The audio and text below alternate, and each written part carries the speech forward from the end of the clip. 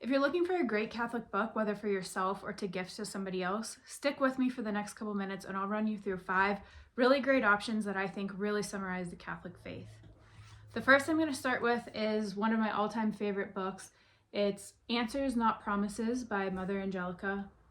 And what I love about this book is Mother Angelica herself, she was born in a small town in Ohio, and she's very relatable. She herself has struggled with some of these same questions that she answers in here after her many, many years of being in the religious life. Just a couple things, like I won't go through the whole thing, but let me flip to the contents here.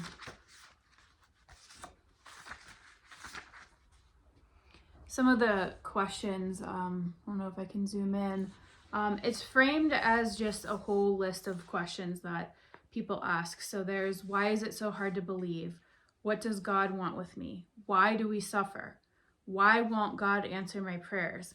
And she answers these in such a down-to-earth way. It doesn't sound like very hard to understand or super abstract, and she uses examples from real people and sometimes in her own life to really let you understand what the answers to those questions that we all have are.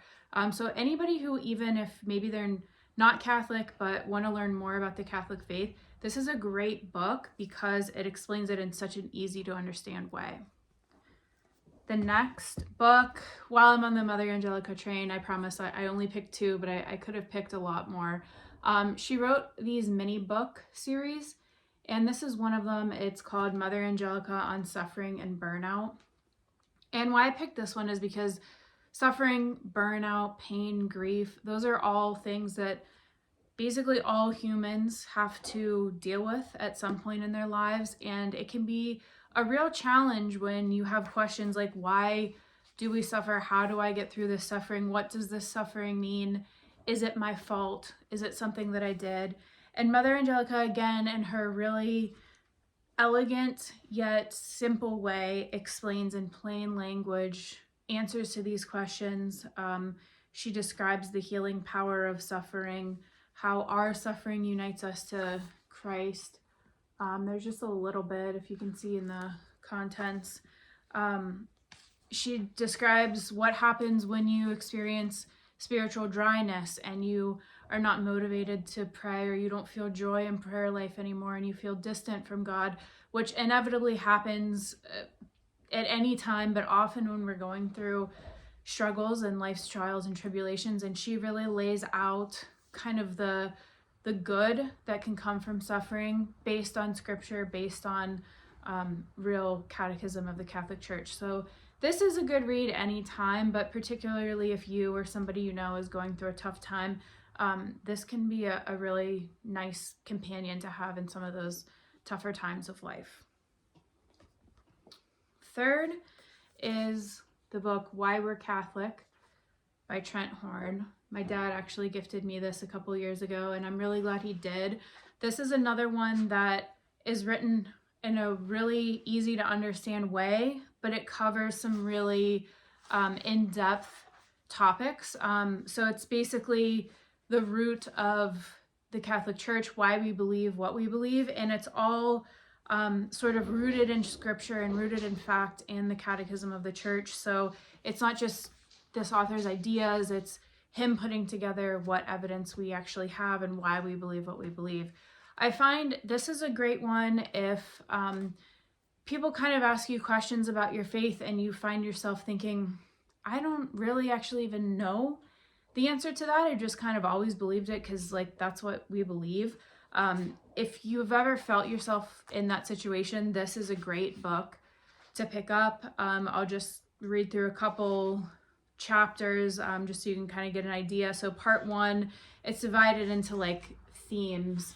Part 1 is truth and God. It explains we believe in truth, science, and a creator. We believe in God. We believe God conquers evil.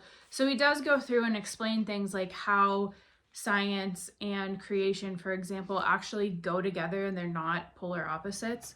The next section, Jesus in the Bible, explains why we believe in Jesus, the resurrection, the Trinity.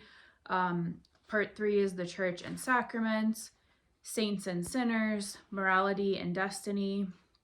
And then there's some pages, how to become a Catholic, how to go to confession, common prayers. So again, this is great for anybody really. I've been Catholic all my life, but there was stuff in here a lot of stuff in here that I didn't already know. Or it's also great for anybody thinking about converting to Catholicism. Kind of covers all the bases, and then, adds the prayers and how to become Catholic in the back.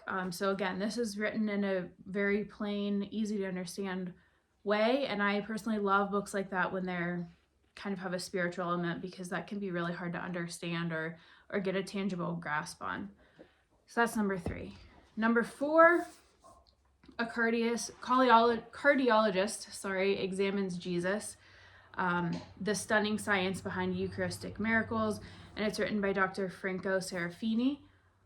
This book is one of the most recent religious books that I've read. And again, I've been Catholic my whole life, but I had not heard about, I don't think, any of these specific Eucharistic miracles at all. I've maybe heard of the idea of a Eucharistic miracle, but I didn't hear about specific cases. There's pictures in here. There's actual, the scientific evidence. There's some of the pictures.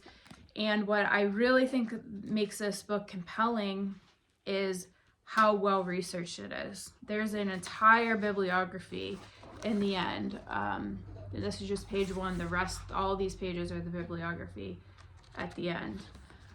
So it's a well-researched book that, again, like I was saying before, as Trent Horn mentions in his book, religion and science are not polar opposites. They really do go together. In this book, if you're interested in that, if you kind of have a scientific mind, this book really pulls the two together and kind of shows how they come together, how science can actually prove the existence of Jesus or prove miracles that happen on earth in a way that I don't think is talked about. So if you're interested in that type of thing, this book is definitely really eye-opening. And again, even though it is rooted in science, I find this is very easy to understand. There's scientific language when needed, but it's not overly scientific. My background is not in science.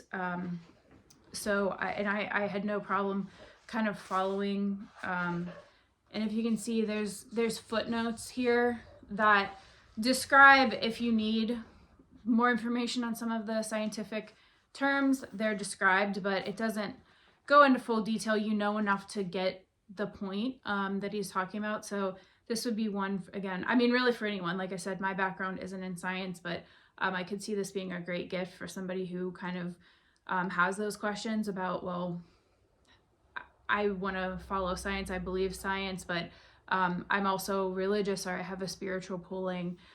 This is a great one that kind of melds the two together. And finally, maybe this is a little bit of cheating. This is the Bible. But I wanted to put it on here as if I had to pick 5 books to read as a Catholic or somebody interested in Catholicism. You kind of can't skip the Bible. And I picked this specifically because I recently, this is not promoted at all, I'm not getting paid, but I recently found this. I'm sure you've seen it around, the Ascension's Great Adventure Bible. And I really, really like it because I think, like a lot of Catholics, I have always struggled to kind of understand the context, the historical context of the Bible. And there's a lot of important things that you miss if you're kind of not really understanding where in history each of the books of the Bible falls and like what that means for the context of what's in here. So you can see this little color chart. This comes with, I didn't bring the chart unfortunately for this video, but it comes with a fold out chart kind of explaining what I just said, like the historical context of each section. And they are, if you can see, each book is also color coded here. And I'm going to flip to, even if you don't have the little fold out thing that I didn't bring, at the beginning of each book you have a little like mini history lesson and kind of timeline, so you have a little more context for like what's going on and what's included in here and what characters are in this book and how they relate to maybe previous books of the Bible. So it's a really nice learning experience and kind of sets the stage for what you're about to read. But you can see my bookmark. If you kind of struggle to read the Bible, because it is, unlike all the other books that I talked about in this video, the Bible is hard to wrap your head around sometimes, especially depending on what books you're talking about. So again, we're talking about Catholic books. So here's the bookmark actually there's another fold out sheet, but here's the bookmark with the color-coded timeline. It's in the Gospels, which are down here and color-coded here. Right, this happens to be in Luke. Starting with the Gospels can be a great entrance into the Bible. And I'm saying that from personal experience as somebody who's kind of struggled to read some of the Old Testament. Not that that's not important, but starting with the Gospels is I think, an easy entrance into getting your head into the Bible and getting making the habit form, so that when you're done with the Gospels, you'll have that habit and you'll be looking for, okay, I'm done with that. What can I read next? And then you can start to get into some of the other books, and they will make sense. Obviously, with having read the Gospels, you'll also have that context when you're going into the other books. So just, I guess, a little tip that if you feel like I can't sit down and read the Bible, you don't have to sit down and read it from cover to cover. You can start with the Gospels and make your way to some of the harder books. But I do think this Great Adventure Bible is a great addition for anybody kind of like myself who needs a little extra context to sink into the stories, to understand what's going on. So I had to include this in a video of best Catholic books, but I could certainly shoot another several videos on more Catholic books. So let me know in the comments if you'd like that, or if anybody else has your own ideas or reviews of the best Catholic books. Let me know. I'm always looking for more to read. So let me know in the comments, and I hope this was helpful.